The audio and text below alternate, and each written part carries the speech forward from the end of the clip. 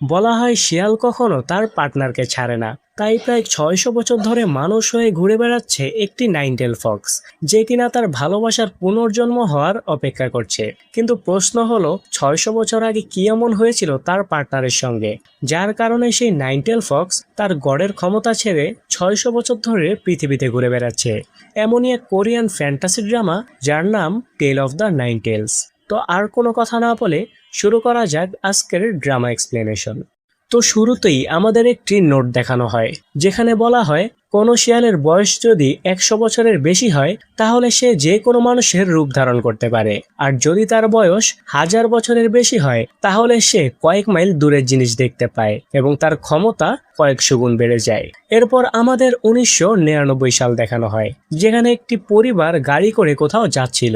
পরিবারে বাবা মা আর ছোট্ট একটি বাচ্চা মেয়ে ছিল, আর বাচ্চা মেয়েটির নাম ছিল জিয়া। সেদিন জিয়ার জন্মদিন ছিল, তাই জিয়ার মা জিয়াকে একটা খেলনা গিফট করে, যেটা দেখে জিয়া খুবই খুশি হয়ে যায়। কিন্তু হঠাৎ রাস্তার লাইটগুলো অফ হয়ে যায়, আর অন্ধকার হয়ে যাওয়ায় গাড়িটা অ্যাক্সিডেন্ট করে ফেলে, আর গাড়িটা পুরো উল্টো হয়ে যায়, আর জিয়ার সেই খেলনাটাও ভেঙে যায়। জিয়া তখন গাড়ির ভেতরে উল্টো হয়েছিল। তখন জিয়া শুনতে পায় তার মা তাকে আস্তে আস্তে ডাকছে, আর তারপর সে দেখে দুইজন লোক তাদের গাড়ির পাশ দিয়ে হেঁটে যাচ্ছে। স্বাভাবিকভাবেই জিয়া তাদের কাছে সাহায্য চায়, আর সে গাড়ি থেকে বের হওয়ার চেষ্টা করতে থাকে। তখন জিয়া দেখে তার বাবা মা হামাগুড়ি দিয়ে গাড়ির ভেতরে ঢুকছে। তখন জিয়া তাদের ভূত মনে করে জোরে চিল্লায়, আর তখনই তার ঘুম ভেঙে যায়। জিয়া দেখে সে তার বাড়িতেই আছে, আর পাশে তার বাবা মাও ছিল। এরপর জিয়া তার সেই খেলনাটা হাতে নেয়, আর তখন সে দেখে তার সেই খেলনাটা ভাঙা, যেটা তার স্বপ্নে ভেঙে গিয়েছিল, এবং সে তার জামায় রক্তও লেগে থাকতে দেখে। তখন জিয়ার একটু সন্দেহ হয়, আর এরা তার আসল বাবা মা কিনা সেটা চেক করার জন্য জিয়া তার মাকে বলে, মা আমি বাদামের কুকিজ খাবো। জিয়ার মা তখন তার জন্য কুকিজ খুঁজতে থাকে। এদিকে জিয়া লুকিয়ে তার হাতে একটা কাঁচি নিয়ে নেয়। তখন তার মা বলে, কুকিজ তো নেই, আমি কালকে এনে দেব। এটা শুনে জিয়া বুঝতে পারে এটা তার মা না। তখন জিয়া বলে, আমাদের ঘরে তো কখনো কুকিজই থাকে না, কারণ কুকিজে আমার অ্যালার্জি। তখন তার মা বলে, আজকে আমি খুবই ক্লান্ত তাই ভুলে গিয়েছিলাম। তখন জিয়া বলে, আমার মা এসব কখনোই ভুলে না, কারণ সে একজন ডক্টর। এই বলে সেই কাঁচিটা তার পেটে ঢুকিয়ে দেয়, আর তখনই জিয়ার মা তার গলা টিপে ধরে, আর জিয়া তখন তাকে ধাক্কা দিয়ে দৌড়ে তার রুমে গিয়ে দরজা লক করে দেয় এবং এক কোণায় বসে থাকে। আর তার বাবা মা জোরে জোরে দরজা ধাক্কাতে থাকে। তখন জিয়ার বাবা দরজার ভেতর দিয়ে হাত ঢুকিয়ে দেয়, আর দেখা যায় এটা কোনো সাধারণ মানুষের হাত না। আর এরপর সে লক্ষ্য করে তার সামনে একটা লোক লাল ছাতা নিয়ে দাঁড়িয়ে আছে। তখন লোকটি জিয়ার উপর জাদু করে আর বলে, তুমি আয়ুম নও। আর জিয়ার সামনে লোকটি বসে বলে, আজকে তুমি যা দেখেছো তার সবকিছুই ভুলে যাও। আর হঠাৎ জিয়া লক্ষ্য করে আবার সে তাদের অ্যাক্সিডেন্টের জায়গায় দাঁড়িয়ে, আর গাড়িতে জিয়ার বাবা মার কোনো লাশ ছিল না। পুলিশ জানায় জিয়ার বাবা মাকে তারা খুঁজেই পায়নি। জিয়া তার বাবা মাকে না পেয়ে অনেক কান্না করতে থাকে।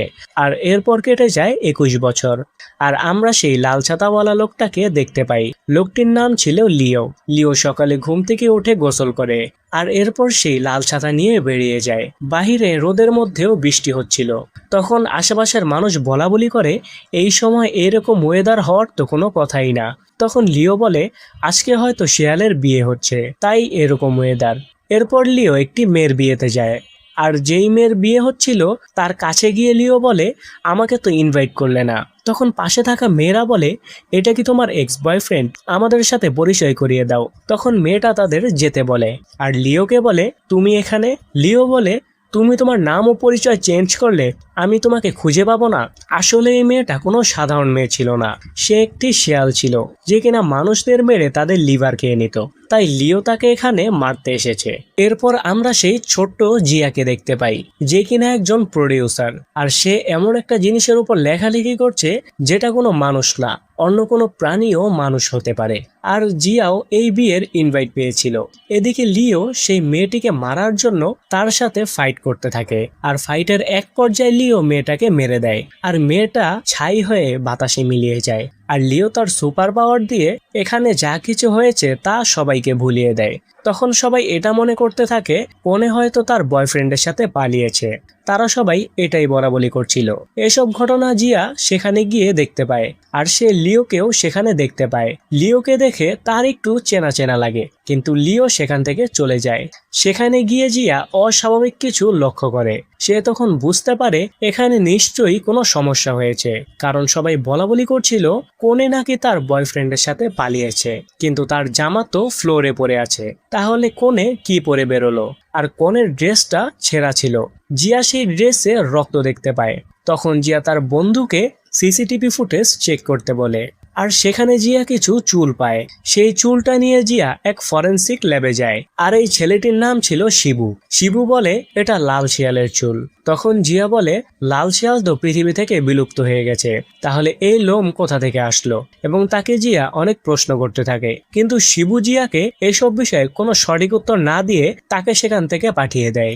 জিয়া যেতেই শিবু তাড়াহুড়া করে কাকে যেন কল করতে থাকে, কিন্তু অপর পাশ থেকে কেউ কল রিসিভ করে না। এদিকে লিও একটি পার্কে বসেছিল। তখন একটি বাচ্চার বেলুন আকাশে উড়ে গেলে লিও তার সুপার পাওয়ার দিয়ে সেটা এনে দেয়। এটা পেছন থেকে একটি ছেলে দেখে অবাক হয়ে যায়। ছেলেটি লিওকে বলে, তুমি কি এলিয়েন? লিও বলে, না, আমি হচ্ছি নাইনটেল ফক্স। তখন বাচ্চাটি বলে, তাহলে তোমার বয়স কি 100 বছরের বেশি? তখন লিও বলে, না, আমার বয়স 1000 বছরেরও বেশি। তখন বাচ্চাটি বলে, তুমি তাহলে এখানে কি করছো? লিও বলে, আমি আমার প্রথম ভালোবাসার জন্য অপেক্ষা করছি, কারণ শিয়াল কখনো তার পার্টনারকে ছাড়ে না। তখন বাচ্চাটি বলে, আঙ্কেল, তাহলে আমরা বন্ধু হতে পারি? লিও বলে, না। তখন বাচ্চাটি বলে, কেন? তখন লিও বলে, কারণ তোমার নাকের ফুটা বড়, আর এমনিতেও মানুষ বেশি দিন বাঁচে না। এরপর লিও যায় ডেড লাইফ ইমিগ্রেশন অফিসে, যেখানে মৃত্যুবরণকারীর পুরো পরিচয়পত্র লেখা থাকতো। আর সেখানেই যায় লিও। আসলে লিও তার পার্টনারের পুনর্জন্মের জন্য একটি ডিল করেছিল, আর তালু ছিল সেখানকার ডিরেক্টর। আর তালুও কোনো মানুষ ছিল না, সে মূলত একজন দেবী ছিল, আর সে ইহলোক আর পরলোকের সীমানায় থাকতো। তো তালু বলে, তুমি ভুলে যেও না, তোমার কাজ খারাপ লোকদের শাস্তি দেওয়া। লিও তখন রেগে গিয়ে বলে, এই কাজ আমাকে আর কতদিন করতে হবে? গত 600 বছর ধরে আমি একই কাজ করে আসছি। তখন তালু বলে, যতদিন তোমার প্রিয় মানুষের পুনর্জন্ম না হচ্ছে। তখন তালু লিওর করা সেই ডিলটা দেখায়। আসলে লিও 600 বছর আগে মাউন্টেন গড ছিল। তখন সেখানে সে একটি মেয়েকে ভালোবেসে ফেলে, কিন্তু কিছু খারাপ লোক মেয়েটিকে সেখানেই মেরে ফেলে। আর এরপর থেকেই লিও পৃথিবীতে এসে খারাপ লোকদের শাস্তি দেয়। তালু তখন লিওকে সেই কন্ট্রাক্ট পেপারটা পোড়ানোর ভয় দেখায়। লিও বলে, থাক, এটা করার দরকার নেই। আর সে সেখান থেকে চলে যায়। আর এদিকে শিবু এতক্ষণ ধরে যাকে ফোন করার চেষ্টা করছিল সে মূলত লিওই ছিল। শিবু লিওকে তার সাথে দেখা করতে বলে। এদিকে জিয়া সিসিটিভি ফুটেজে একটি লাল ছাতাওয়ালা লোককে দেখতে পায়। সব সিসিটিভি ফুটেজেই সেই লাল ছাতাওয়ালা লোককে দেখা যায়, কিন্তু সেই ছাতার কারণে তার মুখ ভালো করে দেখা যায় না। তখন জিয়ার মনে পড়ে সে হয়তো ওই লাল ছাতাওয়ালা লোকটাকে দেখেছে। এরপর শিবু আর লিওকে দেখানো হয়, যেখানে তারা খাবার খেতে খেতে কথা বলছিল। আর শিবু কোনো সাধারণ মানুষ ছিল না, সেও মূলত একটি শিয়াল ছিল। শিবু তখন লিওকে বলে, একটি মেয়ে তার সেই লাল চুল নিয়ে তার কাছে এসেছিল এবং তাকে নিয়ে সন্দেহ করছে। তারা খাবার শেষ করে যখন বিল দিতে আসে, তখন তারা টিভিতে দেখতে পায় সেই লাল ছাতাওয়ালা লোকটার খোঁজ চলছে। এটা দেখে সেই হোটেলের মহিলাটা বলে, তুমি এই কয়েকদিন তোমার হাতে ছাতাটা ব্যবহার করো না। এটা শুনে বোঝা যায় লিও কে, এটা সম্পর্কে এই মহিলা সবই জানে। লিও বলে, এই ছাতা তো আমি আমার সাথেই রাখবো, দেখি কে কি করতে পারে। এদিকে জিয়ার সাথে একটি ছেলে দেখা করতে আসে। ছেলেটি বলে সে নাকি সেই লাল ছাতাওয়ালা লোকটাকে দেখেছে। তখন জিয়া তাকে জিজ্ঞেস করে, কে সে? তখন ছেলেটি বলে, সে একটি মনস্টার, যে কখনো বুড়ো হয় না এবং তার মৃত্যুও হয় না। এটা শুনে জিয়া তার কথা বিশ্বাস করতে চায় না। ছেলেটা বলে, আমি অনেক কষ্ট করে আমার পড়ালেখা চালাই। জিয়া তখন বলে, তোমার সাথে তোমার জুতার তো কোনো মিল নেই। একটা স্টুডেন্ট কিভাবে $4000 কাস্টম জুতা পরতে পারে? তখন সেই ছেলেটি বলে, আমি ইয়োগায় দেখেছি তাকে, বিশ্বাস না হলে তুমি নিজে গিয়ে সেখানে দেখতে পারো। এটা বলে ছেলেটা সেখান থেকে চলে যায়। আর পার্কে গিয়ে ছেলেটা তার রূপ পরিবর্তন করে নেয়। আর আমরা বুঝতে পারি এই ছেলেটাও কোনো সাধারণ মানুষ না, আর ছেলেটির নাম ছিল রিয়ান। আর সেও 600 বছর পুরনো একটি শিয়াল। এরপরে লিওকে দেখানো হয়, যে কিনা একটা ক্যাফেতে বসেছিল। তখন রিয়ান লিওকে ফোন করে। রিয়ান বলে, আমি শুনলাম তুমি নাকি তোমার মৃত গার্লফ্রেন্ডের জন্য এখনো অপেক্ষা করছো। আমার কাছে খুবই ইন্টারেস্টিং একটা জিনিস আছে, যদি জানতে চাও তাহলে আমার সাথে দেখা করো। এরপর জিয়া রিয়ানের বলা সেই ঠিকানায় চলে যায়। সে সেখানকার বাস স্টপে বসে। এখানে একটা স্কুল মেয়েও ছিল, সেও বাসের জন্য অপেক্ষা করছিল। আর সেখানে একটা ভিখারিও ছিল যে বসে বসে নেশা করছিল। তখন স্টপে বাস চলে আসে আর সেই মেয়েটি বাসে উঠে পড়ে। কিন্তু জিয়া বাসে উঠতে গেলে সেই ভিখারি জিয়ার পা ধরে ফেলে, আর যার ফলে সে বাসে উঠতে পারে না। তখনই বাস ছেড়ে দেয়, আর বাস ছেড়ে দিতেই জিয়া সেই বাসে সেই লাল ছাতাওয়ালা লোকটাকে দেখতে পায়। এরপর জিয়া সেই ভিখারি লোকটাকে কাঁধে নিয়ে যেতে থাকে, কিন্তু লোকটার বয়স অনুযায়ী লোকটির ওজন জিয়ার কাছে অনেক বেশি মনে হচ্ছিল। জিয়া এরপর লোকটিকে নামিয়ে দেয়। তখন সেখানে একটি গাড়ি আসলে জিয়া সেই গাড়িতে ওঠার সময় সে বৃদ্ধ লোকটাকে আর কোথাও দেখতে পায় না। তখন জিয়া তাড়াহুড়া করে সেই বাসের পিছু করে।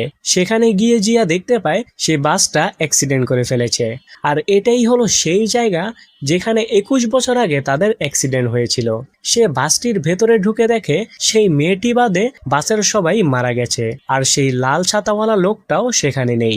অন্যদিকে লিও খুব আহত অবস্থায় হেঁটে যাচ্ছিল, আর এদিকে জিয়া সেই মেয়েটাকে হাসপাতালে ভর্তি করে। জিয়া তখন সেই লাল ছাতাওয়ালা লোকটার ছবি দেখালে ওই মেয়েটা খুব ভয় পেতে থাকে, আর মেয়েটাও বলে ও আবারও আমাকে মারতে আসবে। এরপর জিয়া সেখান থেকে চলে যাওয়ার সময় সেখানে সে লিওকে দেখতে পায়। এরপর জিয়া লিওকে ডাকে তার সাথে কথা বলার জন্য। জিয়া তাকে অনেক প্রশ্ন করতে থাকে, কিন্তু লিও তার কোনো কথারই সঠিক উত্তর দেয় না। জিয়া তখন তাকে কফি খেতে দেয়, কিন্তু লিও তখন তাকে বলে কোনো অপরিচিত মানুষের থেকে কিছু নেওয়া ঠিক না, আর এমনিতেও আজকালকার জামানা খুবই খারাপ। এটা বলে লিও সেখান থেকে উঠে চলে যেতে থাকে। জিয়া তখন তাকে বলে, তোমার নাম কি? লিও বলে, আমি জানি না, যদি তুমি জানো তাহলে আমাকে জানিও। রাতের বেলা সেই মেয়েটি হঠাৎ চিৎকার করে ওঠে। এটা শুনেই জিয়া তার কাছে ছুটে আসে। মেয়েটি বলে, সেই লাল ছাতাওয়ালা লোকটি আবার আমাকে মারতে এসেছিল।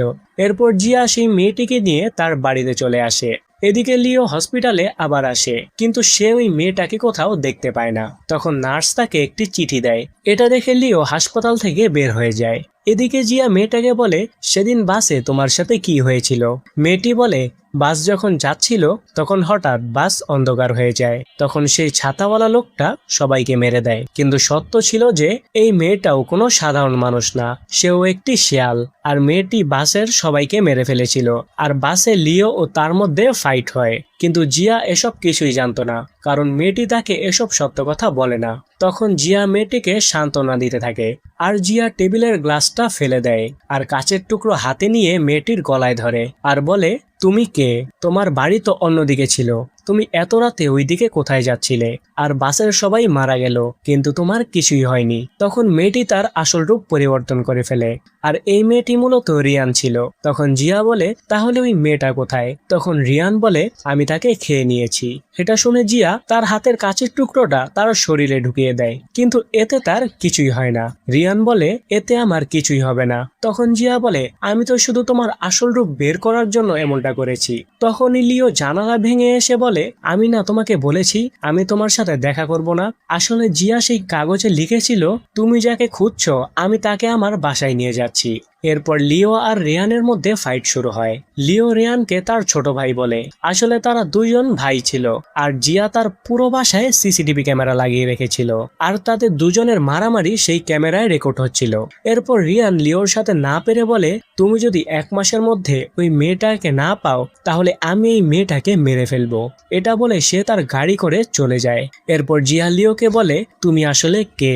তখন লিওর চোখ হলুদ হয়ে যায় আর বলে, এখানে যা কিছু হয়েছে সবকিছু ভুলে যাও। কিন্তু জিয়ার উপর তার কোনো জাদুই কাজ করে না, আর জিয়ার সেই ছোটবেলার কাহিনীও মনে আছে। এরপর লিও তার বাসায় আসে, আর তার বাসার দরজা খোলা দেখতে পায়, আর টেবিলের উপর ল্যাপটপে চলছিল গতকালের সেই ফাইটের ভিডিও। আর জিয়া বারান্দায় দাঁড়িয়েছিল। লিও বলে, তোমার কি সবকিছু মনে আছে? এতে জিয়া বলে, তোমার এসব জাদু আমার উপর কাজ করবে না। আর তাকে একটি পেনড্রাইভ দেখিয়ে বলে, যদি আসল ভিডিও নিতে চাও তাহলে এটা আমার থেকে নিয়ে নাও।